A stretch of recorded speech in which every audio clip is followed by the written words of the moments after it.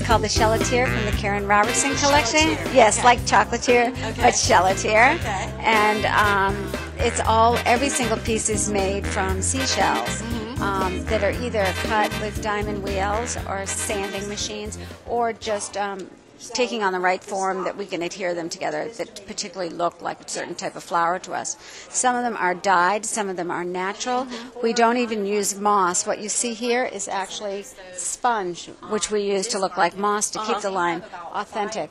We entered the Sanibel Shell Show this year for the first time with our art, and we won 3 first prizes and 1 Best in Show for our peony. So we've really expanded the line. And this was just in House Beautiful as Best of the Best. It's our geranium. And you can see all the handwork in here. And then here are verbinums. The verbinums are actually, we're so authentic that these are miniature KKs, but they're actually covering a sea urchin. So that we keep it authentic. Whenever you see green underneath, this is actually crushed seashell to keep it authentic. Right here, this is actually, and these are gar shells here. This is about 100 little rose cups. This shell takes approximately 4 hours to make. All of our seashell flowers are made in the United States, in our area, by either men or women who do it at home. And it's like the all-American dream. It's a cottage industry. Oh, that's fantastic. And they love it. A lot of people have children. And that's a ranunculus. That's a ranunculus. And then our lily of the valley, which I just explained to you, is my love of all. I keep bundles of them around the house so that when we're entertaining, I can do them in every room however I want to. And then we love to suggest them for fundraisers or for brides because they're going to last forever. I did a lot of research. It's actually a very old Victorian art. And the research is exciting. I collected a lot of old books on it and how it was done then. And the detail work, of course, today we have an advantage because we are doing tooling also. I own a diamond wheel cutter and things like that to help cut them. This is actually the same shell as the lily of the valley, which is a bullet shell. But what we've done is we've cut this in half, and then we've taken it out. So we use the same shells. What we do is we pick a flower that we want to emulate, and then we go through our tremendous inventory of shells, and we decide which shell would be best to make it from. Sometimes we get it right, sometimes we don't, and then most of these are airbrushed because it gives it a much more natural look. These are natural. The lavenders are natural. The pinks are natural.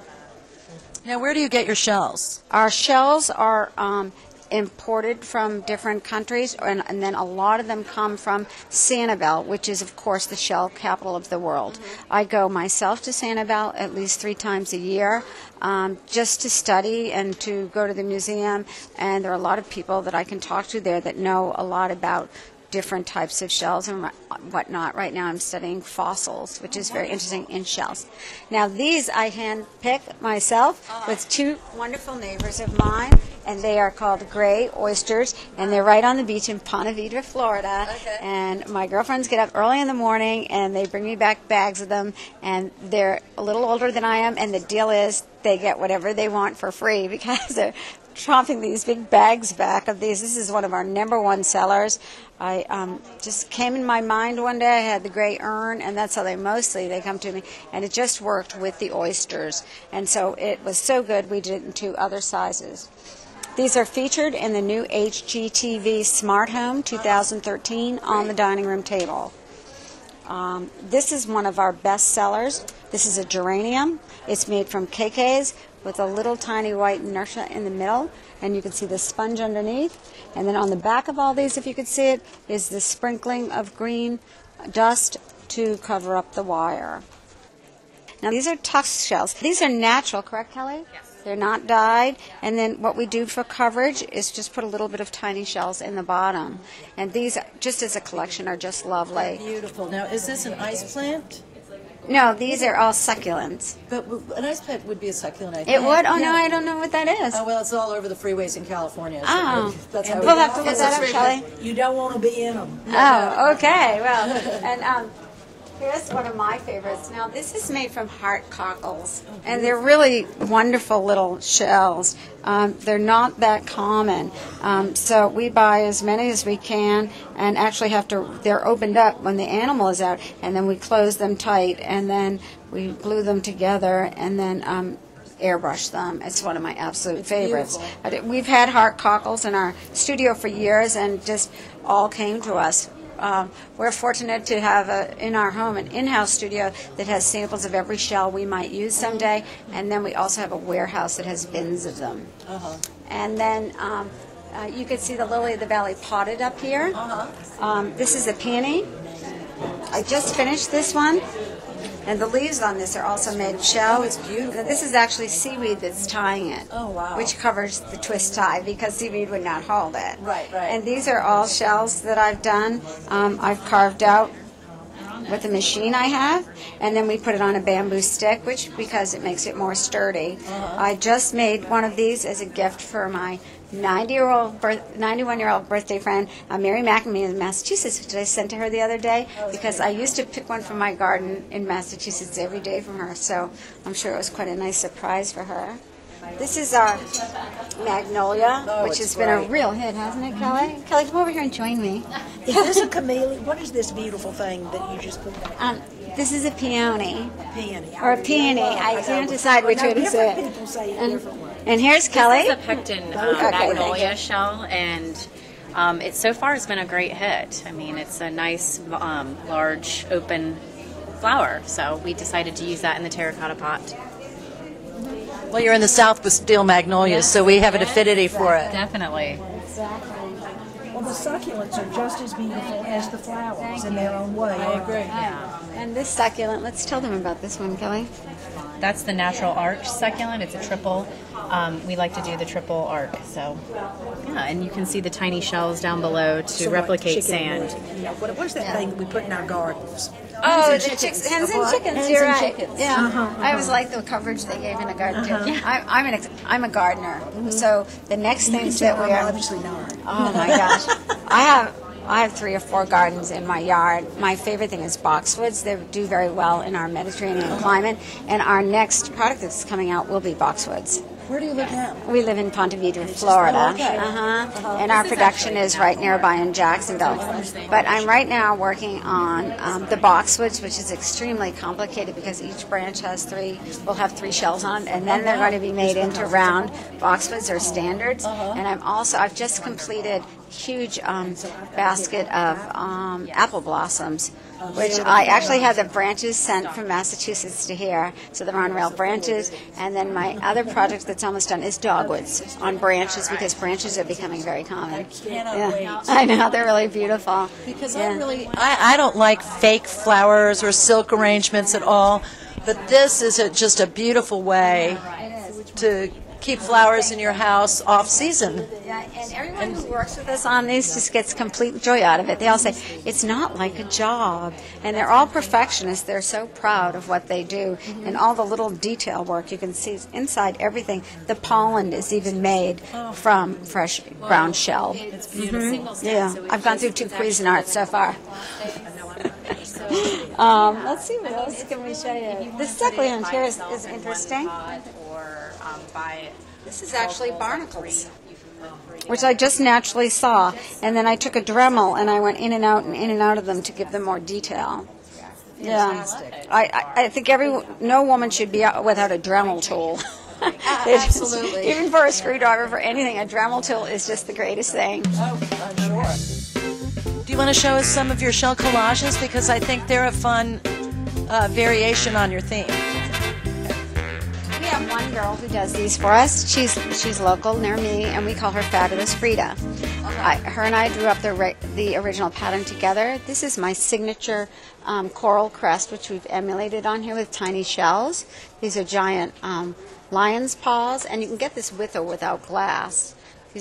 We tried to do this one on an orange theme because orange is very popular. Now, what I'm doing here is I've done a lot of research on grotto work and the houses in England and France that have the grotto walls and things, and then made it so that anyone can have a piece of grotto on their wall.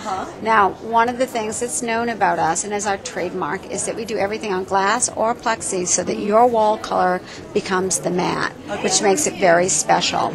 We do this in 3 different color variations.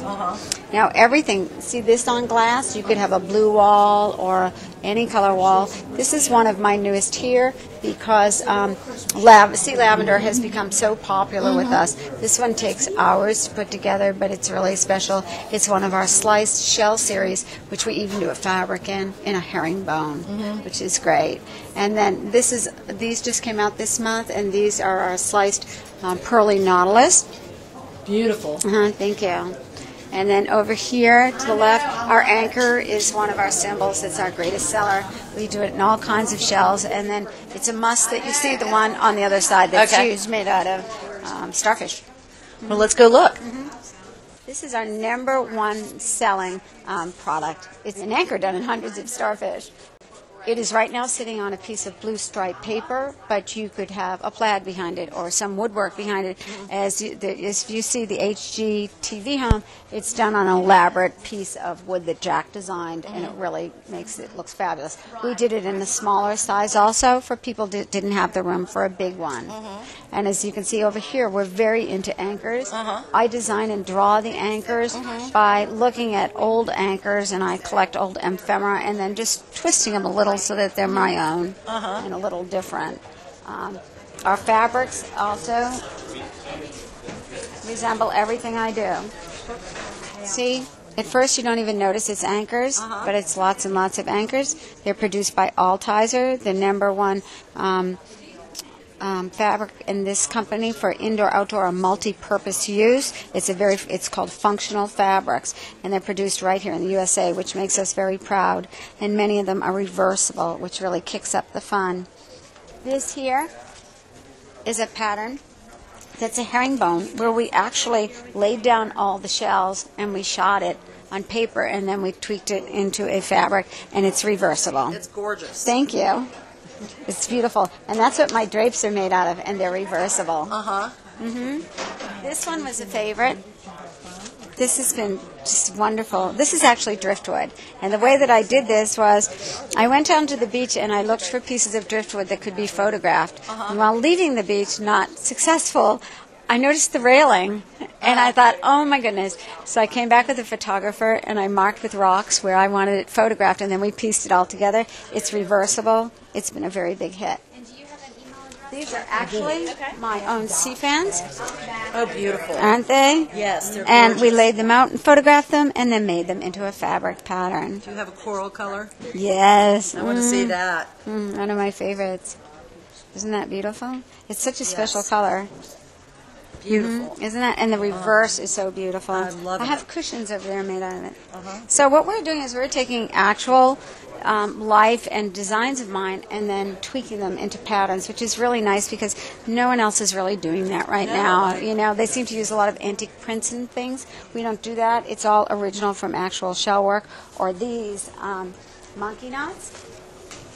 And I have monkey knots.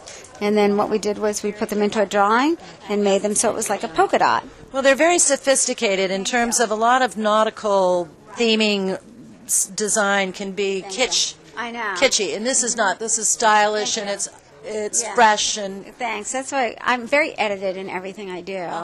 And this is called cresting, and they're waves. Beautiful. We have 2 patterns of this. And then another one that's kind of fun story is I picked up some crab net on the beach, and I still have the original piece. Let's see if I can find it there. Fabric. But I actually still have the old. Oh, here it is. I have the original piece of crab net from what this came from. What? Old crab net I found on the beach. Oh, okay. It was very thick and wide. And my sisters, I was staying with them, said, "What on earth are you going to do with that?" I said, "I'm going to design a fabric." So this follows it, but it's been enlarged.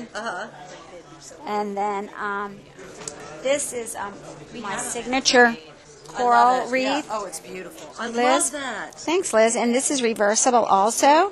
And this is what you saw in our grotto that I just showed you. Oh, pretty. Okay? This has been in our line in a number of different ways, look, and we that- just love it. That sings to me. So you can see the coral, and it's on the idea of a laurel, but it's coral. Oh, I love it. Thank you. My siblings all have homes by the water in New England, and because seaweed is perennial, that's where I went to pick up all this. It's seaweed. My sister's house in Rhode Island is on the waterfront, and I picked it up there. Then I went to, when she threw me out from the smell, I went to my sister's house in New Hampshire, and I laid around her pool all these like baggies that looked like a slip inside, and dried a whole selection there. And then she was like, Karen, you're never coming. I brought home hundreds and hundreds of pieces of dried seaweed, which I tweaked. That's Yes, right. yes. I'm The crazy all about the sizes of- seaweed. Yes. Isn't this, is and great. look at the richness of the fabric and the weave. Isn't that beautiful? It is And what's beautiful. really nice is how we've done this with a gray and a green and a blue and different shades of blue.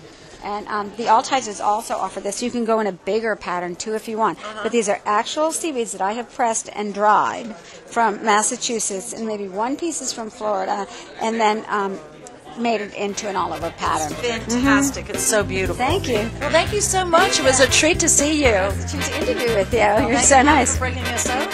Even with my little achy feet, you were worth finding. Thank you. I saw it and I thought, you know what? We need to see this little special line. Shellatier. Thank you so much. Thank you.